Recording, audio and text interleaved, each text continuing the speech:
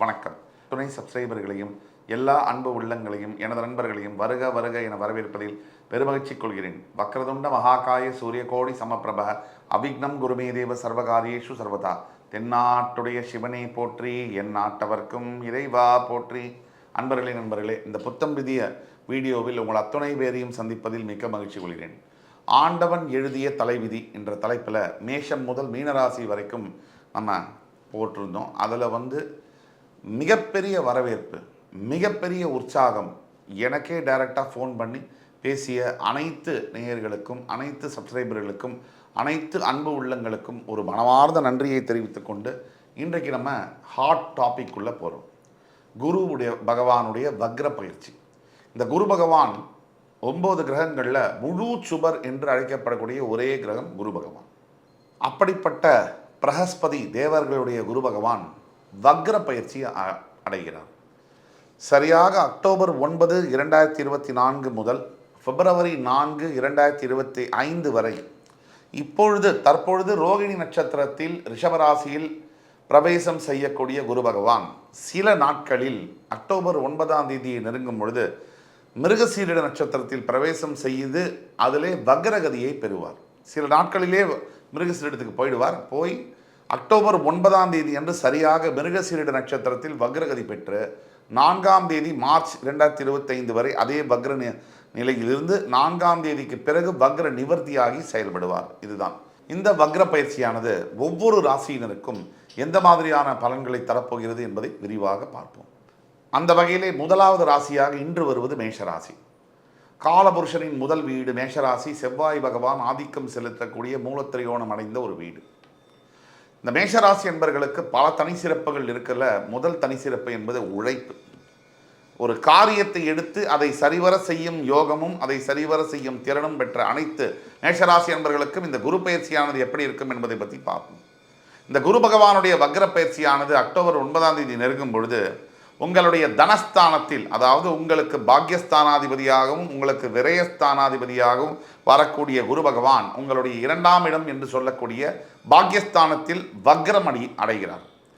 எல்லாரும் சொல்லுவாங்க, பல யூடியூப் சேனலில், பல வேதத்தில், பல ஜோதிடர்கள், ஏன் நிறைய பத்திரிகைகள் கூட கணிப்புகளில் எல்லாரும் சொல்லுவாங்க, குரு தனஸ்தானத்துக்கு தனகாரகன் வந்துட்டா சூப்பர்ப்பா அப்படின்னு சொல்லுவாங்க.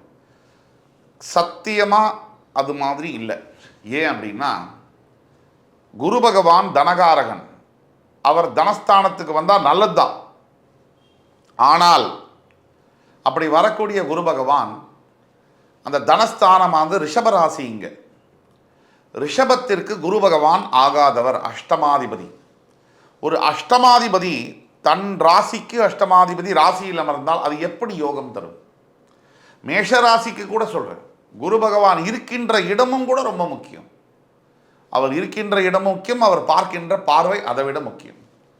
அப்படி பார்க்கும் பொழுது தனஸ்தானத்தில் வரக்கூடிய ரிஷபராசிக்கு மேஷராசிக்கு தனஸ்தானமாக இருந்தாலும் அது குருவுக்கு ஆகாத இடம் அப்படிங்கிறதுனால அவரால் ஃபுல்லாக ஃப்ரீடமாக வேலை செய்ய முடியாது, பலன்களை தர இயலாது. அந்த வகையில் மேஷராசி என்பவர்களுக்கு சற்று பணப்புழக்கத்தில் தடையும் ஏற்பட்டிருக்கும். குரு பயிற்சிக்கு பிறகு சில உபாதைகளும் ஏற்பட்டிருக்கும். தனம், வாக்கு, குடும்பம் இந்த வகையிலெல்லாம் பிரச்சனை வந்திருக்கும். ஆனால் வக்ரம் அப்படின்னா என்ன? ரெட்ரோகிரேட். வக்ரம்னா ஆன்டி கிளாக்வைஸ் சுற்றக்கூடியதில் எந்த பலனை ஒரு கிரகம் செய்ய வேண்டுமோ அதற்கு நேர் எதிர்மறையான பலனை அந்த கிரகம் செய்ய கடமைப்பட்டதாக மாறும். அதில் நட்சத்திரமும் ரொம்ப முக்கியம். மிருகசீரிட நட்சத்திரத்தில் போய் வக்ரம் அடைகிறார். இது சொந்த ராசிநாதனுடைய நட்சத்திரம். ராசிநாதனுடைய நட்சத்திரம் என்பது ஒரு சிறப்பு. ஆனால் இது ஒரு மாதிரி டெலிகேட்டான பலன்களை செய்யும்.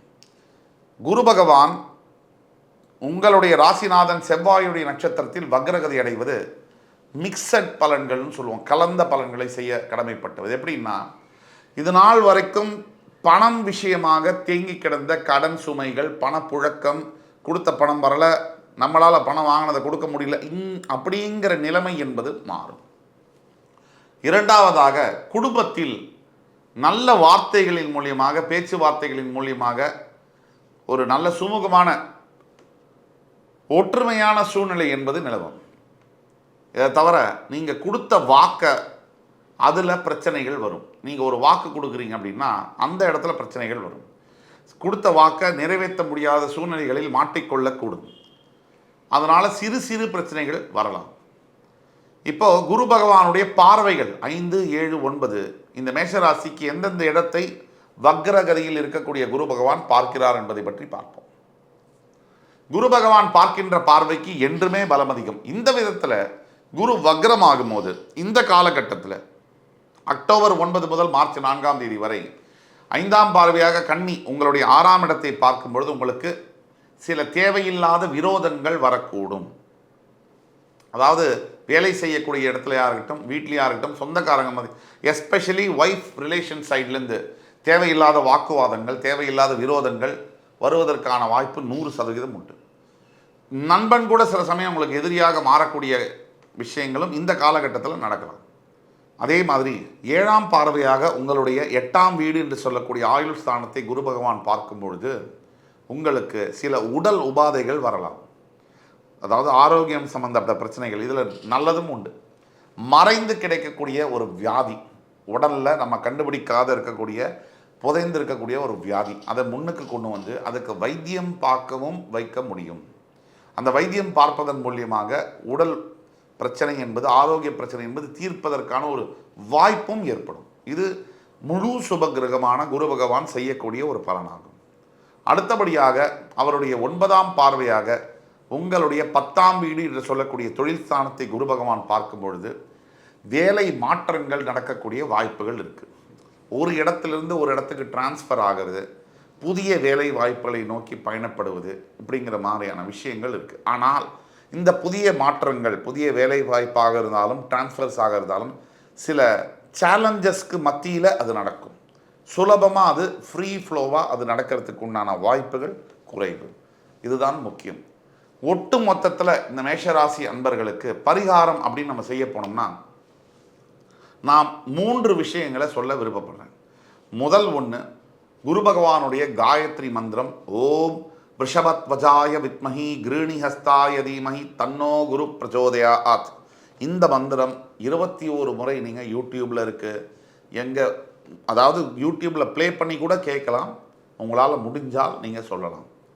2வது மந்திரம் என்னென்னா, தட்சிணாமூர்த்தி சுவாமிகள் உங்களுடைய அருகாமையில் இருக்கக்கூடிய எந்த இடத்துல நவகிரக ஸ்தலத்தில் குரு பகவானுக்கு மஞ்சள் ஆடை வஸ்திரத்தை சாத்தி நீங்கள் குரு பகவானுக்கு அபிஷேகம், ஆராதனை, அர்ச்சனை எல்லாம் செய்யும் பொழுது கொஞ்சம் இதோடைய வீரியம் என்பது கம்மியாகும். அதே மாதிரி அடுத்ததாக ஆலங்குடியில் இருக்கக்கூடிய ஆபத் சகாயேஸ்வரர் இந்த சுவாமியை தரிசனம் செய்யும் பொழுது உங்களுக்கான முழுமையான பலன்கள் கிடைக்கும்.